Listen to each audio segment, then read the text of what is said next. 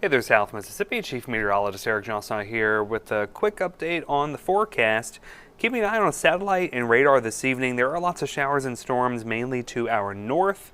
And we're also watching some big thunderstorms developing out over in the plains, over towards Texas and Oklahoma and Kansas and Nebraska. Those storms aren't really our concern, but we are keeping an eye on these showers a little bit closer to home. For the most part, most of these showers and storms are mainly north of us, over towards the Macomb area or west of I-55 and going up towards Jackson for the most part. But there is a little disturbance that's passing through the atmosphere there, so there may be some showers that could get sparked off as we go throughout the overnight hours. Looking at sort of the bigger picture at the surface, we have high pressure planet off the east coast. The clockwise flow around that means we have these southerly winds bringing in more moisture. That's why things have been so humid over the past couple of days, because we still have those southerly winds bringing in more humidity across the region. Looking at the upper air pattern, though, the water vapor gives you a good idea of how the atmosphere is moving in the upper levels, and you can see an upper level disturbance that's pushing through Louisiana and Mississippi. That is what's helping spark off those showers and thunderstorms just to our north. So here's what it looks like on Futurecast. As we go throughout the overnight hours into tomorrow morning, we could see a few hit and miss showers and thunderstorms. Not everybody gets one, but if you get caught up underneath one of those storms, it'll put down some locally heavy rain, some strong gusty winds, and can't rule out maybe the potential for some flash flooding.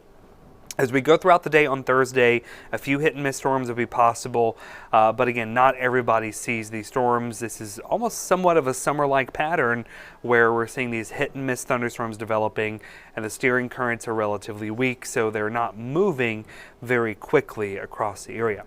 Look outside on the Hancock Whitney Bank Tower Cam in Gulfport. Looks pretty quiet out there. Our temperature is sitting at 76 degrees.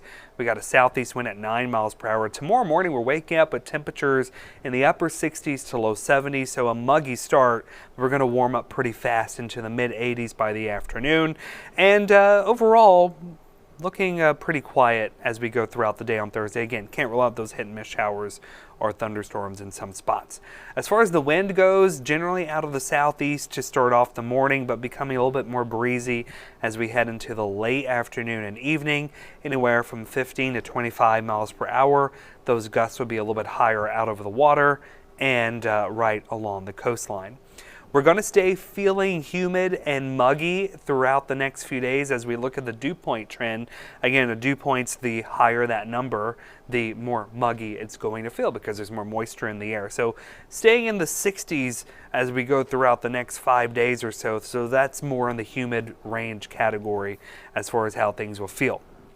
Now, as we head towards the end of the weekend, early next week, in the upper levels of the atmosphere, we're going to see a ridge of high pressure developing, and that is going to do two things. It's going to increase our temperatures, and it's going to decrease our rain chances. So high pressure in the mid-levels is a lot of sinking air, and so with that sinking air, it makes it difficult for showers and storms to develop, but it also makes it difficult for cloud cover, and so things in general start heating up with all that sinking motion. So high temperatures next week right along the coast looks like the mid to upper 80s, but further inland we could be looking at high temperatures perhaps in the low 90s for some spots.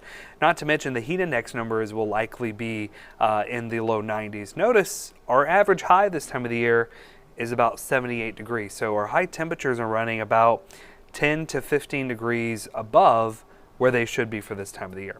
7-day forecast, it looks like this again over the next several days. We're looking at temperatures holding steady in the 80s. And again, we're watching for that warm up as we head into the end of the weekend, early next week, with more 90s becoming more likely.